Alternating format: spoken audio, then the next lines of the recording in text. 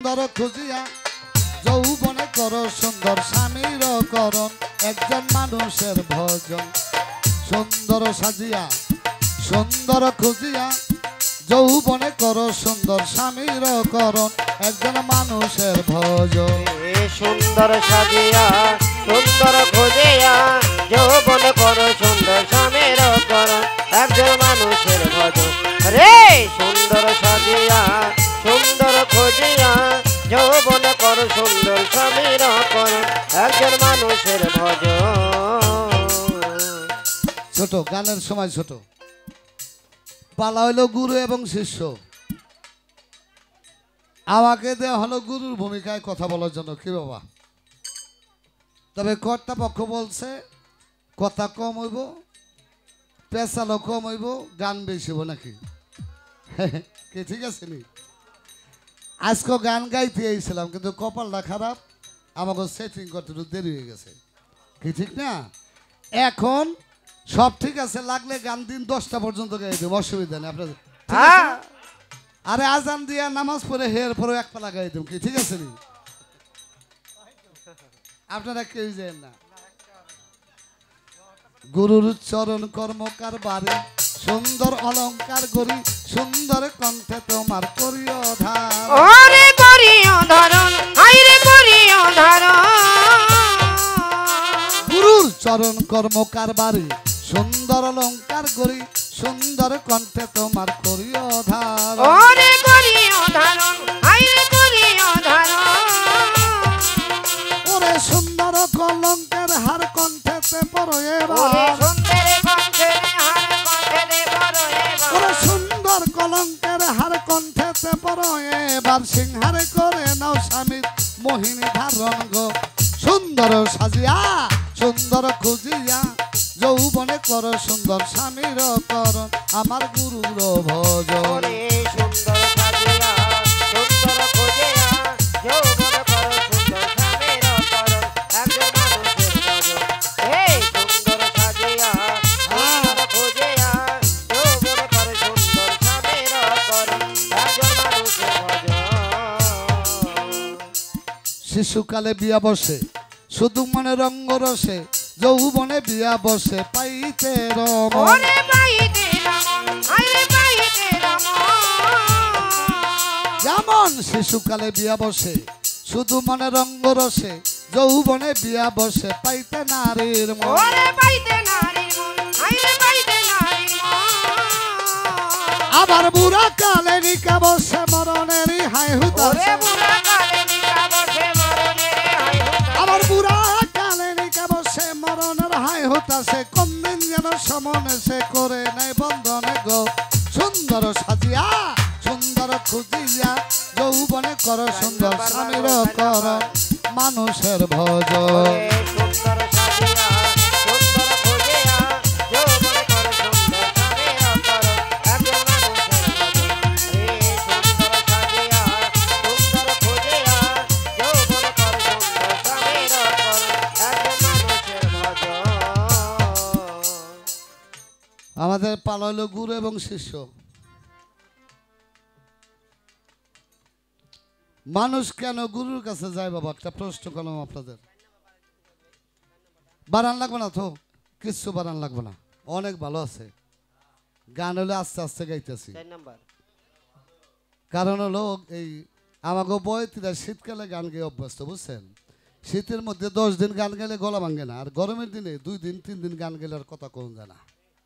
এই যে গরমে গামা হে আস্তে করে কণ্ঠ ধরে যায়, আস্তে আস্তে গাইতেছি বাবা। পরে দরকার হলে ধাক্কা দিয়ে শিক্ষিত মানুষ গাই হেলো খুব। আমি বুড়া মানুষ, আমি পরে সেতু আগে সেতু। হ্যাঁ মানুষ কেন গুরুর কাছে যায়? গুরুর বাড়িতে গেলে কি 10 লাখ টাকা দেয় গুরু? না হেমায় সরকার ব্যবসা করকা দেয়? না বাড়িতে 5 তলা বিল্ডিং উড়ে দেয়? না 5টা গাড়ি কিনে দেয়? না। তাহলে মানুষ গুরুর কাছে কেন যায়? মানুষ গুরুর নিকট একটা কারণে যায়, গুরুর কাছে যায় শুধু নিজেকে নিজে চেনার জন্য, জানার জন্য, আর কিছু না। নিজেকে নিজে চেনার জন্য, জানার জন্য, বুঝার জন্য, আমি কে, কোথায় ছিলাম, কোথায় আসলাম, কোথায় যাব, কে পাঠাইলো। কি উদ্দেশ্যে আসলো? থাক, এই রাগারাই করে না, আমি বুঝাবানো গো।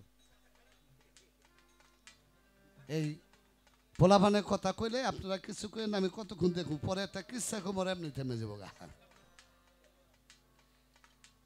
তাইলে মানুষ গুরুর কাছে যায় নিজেকে নিজে চিনার জন্য।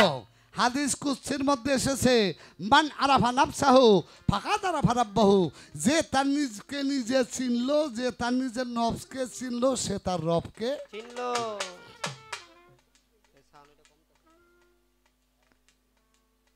হযরত ঈসা আলাইহিস সালামের অনেক আগে একটা লোক জন্ম নিয়েছিল দুনিয়ার মধ্যে, তার নাম ছিল সক্রেটিস। এই সক্রেটিস বলেছিল, নো দাই সেলফ, নিজেকে চিনো, নিজেকে জানো। নিজেকে চিনলে, নিজেকে জানলে ঈশ্বরকে জানতে পারবে। তারও আগে আমার নবী করিম সাল্লাল্লাহু আলাইহি সাল্লামের আসার 4,500 বছর আগে এক ব্যক্তির জন্ম হয়েছিল সনাতন ধর্ম মতে। তার নাম হলো মহাপ্রভু শ্রীকৃষ্ণ।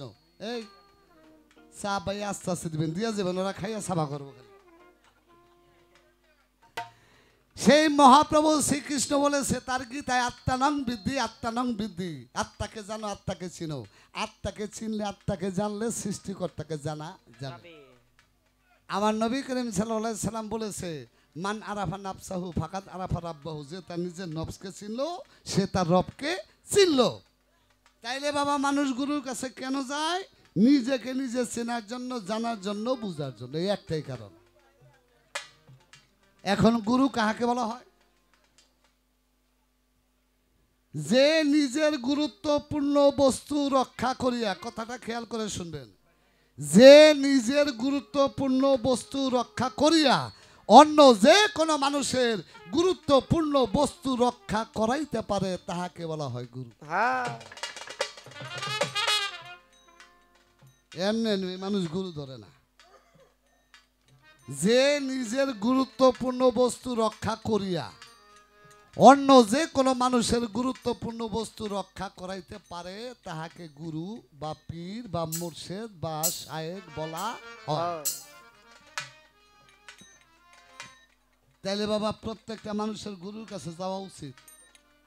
গুরুর কাছে যাইবেন, গুরু ধরবেন, পীর মুর্শিদ ধরবেন। যার পীর নাই, তার কোনো শায়েখ নাই, তার কোনো রাস্তা নাই, তার কোনো পথ নাই। ইমাম ফখরুদ্দিন রাজি তার একটা কিতাবে বলেছে, যার পীর নাই, তার পীর হলো শয়তান। ঠিক। এটা কে বলেছে? ইমাম ফখরুদ্দিন রাজি রহমাতুল্লাহ আলাইহি। তাই বাবা, গুরুর কাছে যাইবেন, পীরের কাছে যাইবেন। তবে গুরু আবার দুই পদ, হে জানেননি। আমি আবার দোনো পদে কথা কই। একটা হলো সদ্গুরু, আর একটা হলো অসৎগুরু।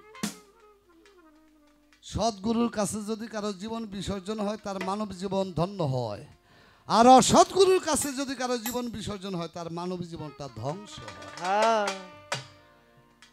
তাই বাবা, গুরু ধরতে লাগে, চিনতে হবে, জানতে হবে, বুঝতে হবে, তারপরে গুরু ধরতে হবে। তাই আমার প্রথম আসর তো কোনো প্রশ্ন নাই, কথা নাই, উপদেশমূলক একটা গান রাখি, 2-4টা কথা আমি বলার চেষ্টা করলাম। কি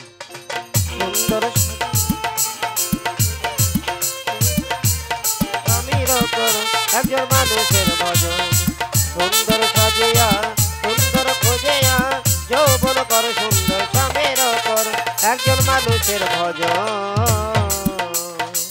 বিয়া বর্ষ যথা তথা বেইছো না বেচা মাথা, তা হইলে গুনা খাতা মাপ নাই কখন। ওরে মাপে নাই কখন, আইরে মাপে নাই কখন।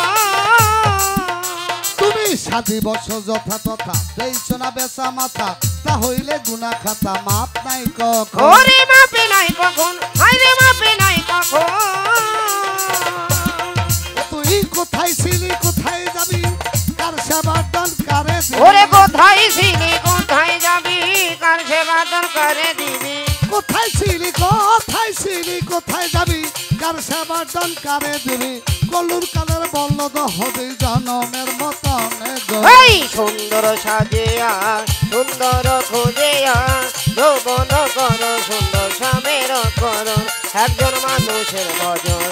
রে সুন্দর সাজিয়া, সুন্দর খুঁজিয়া, যৌবন কর সুন্দর স্বামীর একজন মানুষের ভজন।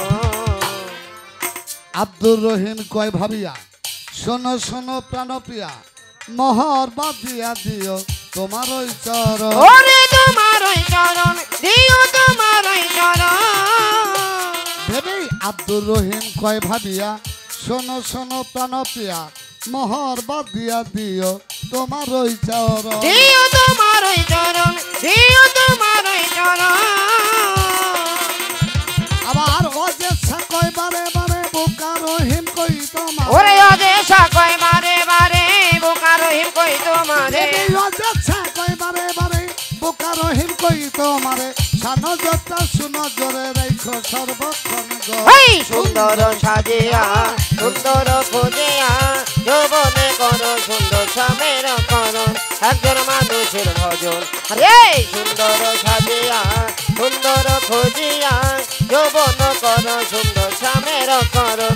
একজন মানুষের ভজন। আর সুন্দর সাজিয়া সুন্দর খুঁজিয়া যৌবনে কর সুন্দর স্বামীর করণ। একজন মানুষের ভজন।